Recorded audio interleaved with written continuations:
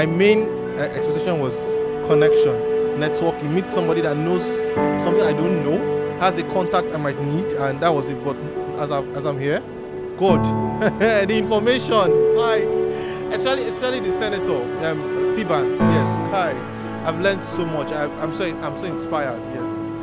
Ranging from the CBAN president, I'm a part of an association called Stakeholders in Blockchain Technology of Nigeria Association. Our president actually did justice to talking about cross-chain, multi-chain, and I love the way he actually tried to make it very fun and very understanding, because the industry can be quite technical at some point.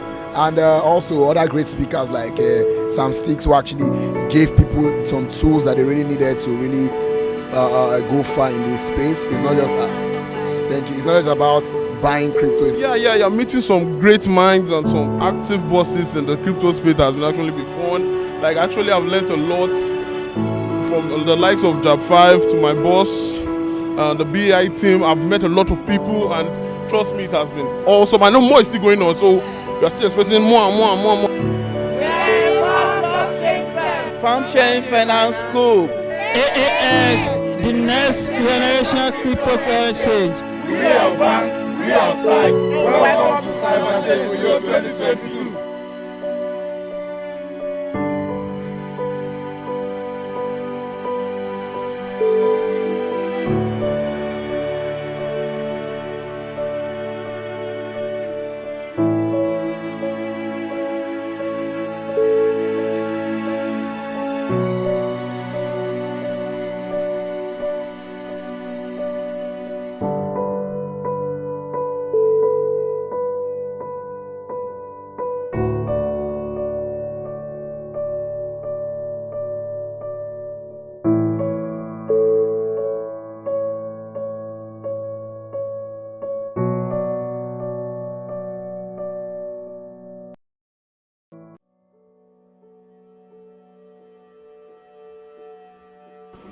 Well, 2017, I came into the blockchain space, but before then, I have been a computer science engineer. I've been building websites, right, the Web 2 website way back 2009.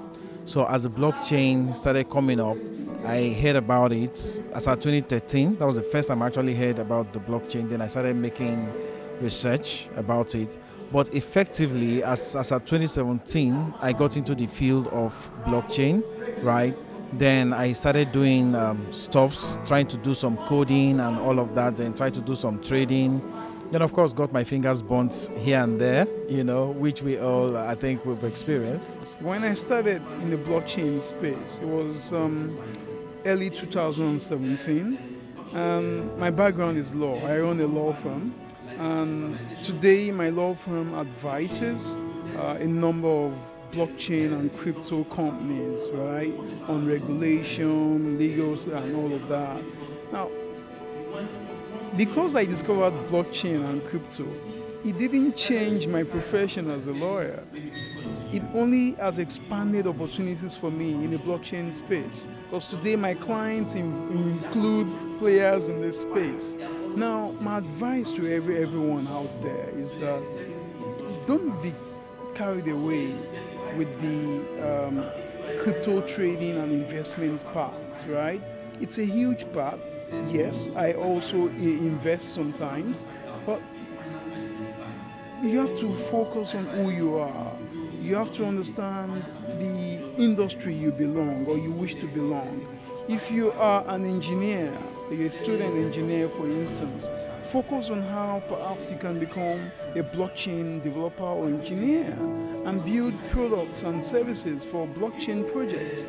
If you are, say, an MD student learning computer science and all that, you can also learn coding and all that stuff and build blockchain projects.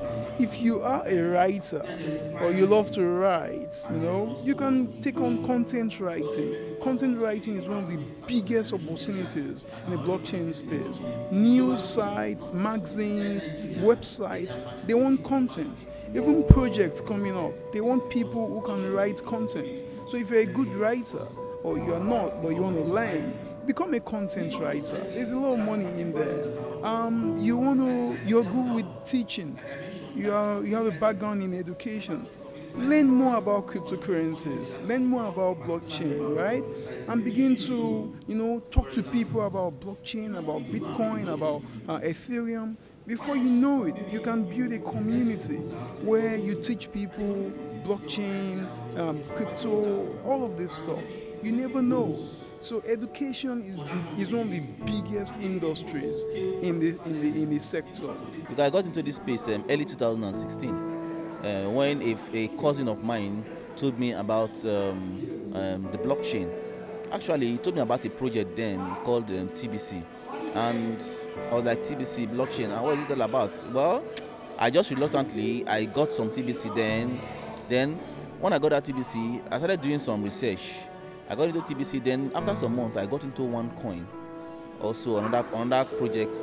But over time, we started hearing story. And this is not a blockchain. This one is this particular coin is not blockchain. This one is blockchain. Oh, it is Bitcoin is a real blockchain, and so on and so forth.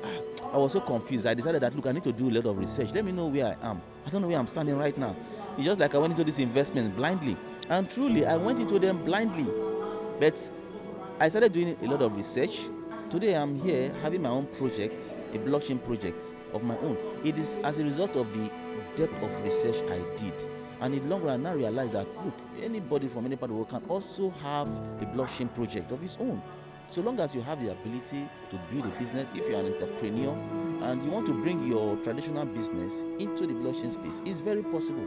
There are a lot of businesses that you can move into the blockchain, and blockchain is opening a lot of opportunities. We have the NFTs, we have the Metaverse, we have tokenization, and so on and so forth. So you can bring your business into the blockchain space, depending on the kind of business that you do, just converting from the analog system into the digital space. So blockchain offers a lot of these opportunities. So the basic thing about blockchain is that it's digital, right? It's digital. Thank you so much, sir. It's nice talking to you. I'm really, really inspired by your words.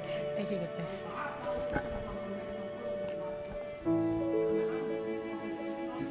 I joined the crypto space far back 2016, and I never came in for the money. I heard about blockchain through Pastor Chris Yokuleme. That spiced up my desire to go for the knowledge. I saw, I tested, and today I'm still into the system.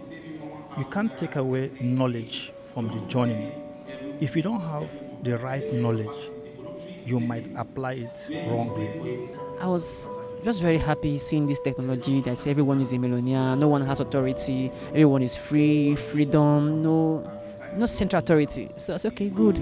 Can I know more about this? And behold, the more you get in, the more deeper it is. You discover that it can be applied in several places. Maybe during the agri industry, the governance industry, the banking industry, even education, even the gaming industry. And now you also have the move to earn, where you work and you're earning while working. So it's kind of amazing going through this stuff and seeing some crazy things happening in the space. So of course, keep diving, man.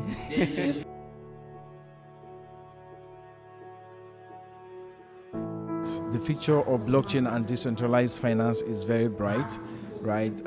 Because lots of people are getting to understand about it due to the conferences like this we've been holding, educational programs. Lots of trainers have come up in the space, right? You know of Sam Sticks, Samuel Joseph here in Uyo, David Zoe. These are people that have been doing lots of trainings, right? As I came, I've come to learn about Skyro, Empowered Blockchain. These are guys that are doing lots of trainings, lots of academies are coming up, lots of hubs are coming up. Also, in Lagos, where I came from, and many other places, there's lots of attention now on education. So when you see people getting informed, there is hope, because people perish for lack of knowledge. So if people are beginning to get knowledge and embrace the knowledge path, then there is hope. The future of blockchain is big, it's huge, and it's unimaginable. Because in just about 12 years of blockchain, a lot has happened. So I imagine another 10 years and then another 10 years. It's going to be really huge. I say so because, especially when you talk about finance, for many decades, the traditional finance industry has struggled with the idea of financial inclusion. When we talk about financial inclusion, you're looking at access to banking and financial services to everyone, whether in the rural areas or urban areas. So far, we see that it's been limited. In Nigeria, for instance, we are aware that not up to 50% of Nigerians have access to banking and financial services. That's not very good. So what I imagine for blockchain in the financial sector is the ability to decentralize that space so that more people can have access to financial services, not exactly have access to banks. Because in the future, what I see is that we're going to be seeing banking services, but not necessarily banks. So that's what's going to, people will be able to save money, will be able to lend money and borrow money. People will be able to invest, stake, do all sort of things in ecosystems without necessarily looking for a union bank or a first bank. You know what I mean? That's what I think the biggest value of blockchain is in the financial system. In the future, right, blockchain is going to be like the internet, right? Where right now every company, organization, church use the internet, and I'm sure you use the internet on your phone. I use mine too. We're all going to use blockchain in one way or the other. But now the issue now is we're going to have, it's not an issue, it's a feature. We're going to have different types of blockchain, centralized and decentralized. Although there are people that don't believe centralized blockchains are blockchains, but they are, you know. But in the future, everybody will use one blockchain, different blockchains in one way or the other. Right. So that's the future.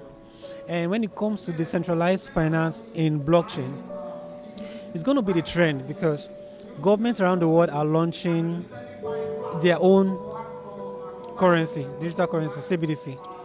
And that is actually going to increase centralization, increase the rate at which they censor people's money. So because of that, right, through CBDC, with the click of a button, the banks and the governments can shut down your entire financial career. So that will now lead to the increased adoption of decentralized finance.